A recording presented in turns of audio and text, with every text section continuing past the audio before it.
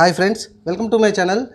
మనం ఏదైనా ఫంక్షన్ అప్పుడు కానీ లేకపోతే మన ఇంట్లో సండే రోజు కానీ మటన్ తెచ్చుకుంటాం. సో ఎవరైతే మటన్ ఇష్టప్రియులు ఉంటారో సో వాళ్ళు మటన్ తినడానికి ప్రయత్నం చేస్తూ ఉంటారు.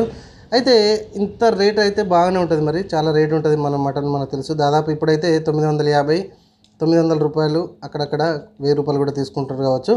సరే, మరి ఈ మటన్ తెచ్చుకునేటప్పుడు ఇంత రేటుతో మనం తెచ్చుకునేటప్పుడు ఈ మటన్లో మనం కొంచెం జాగ్రత్తలు అయితే తీసుకోవాలి. ఎందుకంటే కొంచెం స్టోరేజ్ చేసినటువంటి మటన్ అనేది కూడా అమ్మే అవకాశం ఉంటుంది.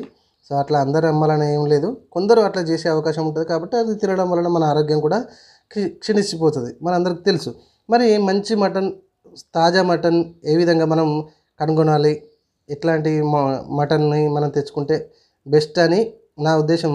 సో అది ఏంటో నేను ఈ వీడియోలో నేను చెప్తాను. సో వీడియో నచ్చితే మాత్రం చిన్న లైక్ చేయండి. ఇట్లా లేటెస్ట్ అండ్ ఇన్ఫర్మేషన్ వీడియోస్ కోసం మన ఛానల్ని సబ్స్క్రైబ్ చేసుకోండి. మీరు చూసిన ఈ వీడియో కింద సబ్స్క్రైబ్ బటన్ ఉంటుంది.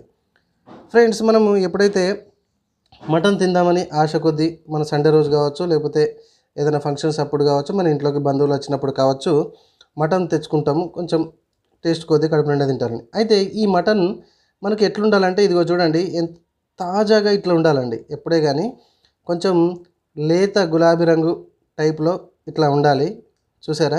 సో ఇట్లా ఉన్నప్పుడు మాత్రమే ఇది తాజాగా ఉన్నట్టు అని మనం అనుకోవచ్చు. ఇక్కడ చూడండి, ఈ పీసును చూస్తే మీకు ఎంత తేలిగ్గా అనిపిస్తుంది. ఇది ఎంత మెత్తగా కూడా ఉంటుంది. తాజా మటన్ అయితే ఈ విధంగా మెత్తగా కూడా ఉంటుంది.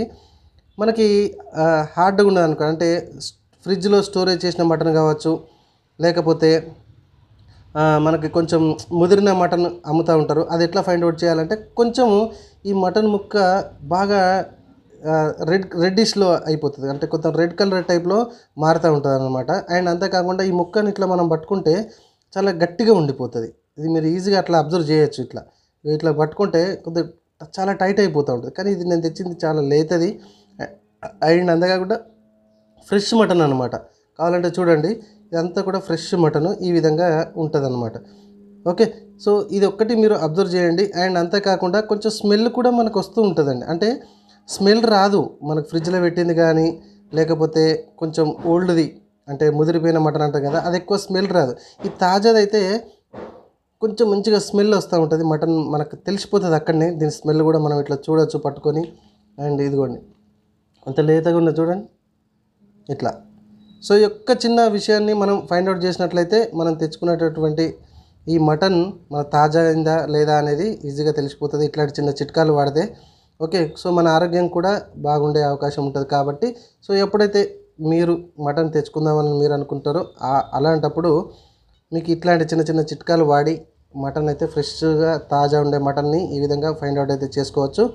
నేను ఎక్కువ ఏంటంటే ఈ లెగ్ ఉంటుంది కదా, లెగ్ కానీ నడుము భాగం కానీ నేను తీసుకొస్తూ ఉంటాను. ఓకేనా friends? Thank you very much.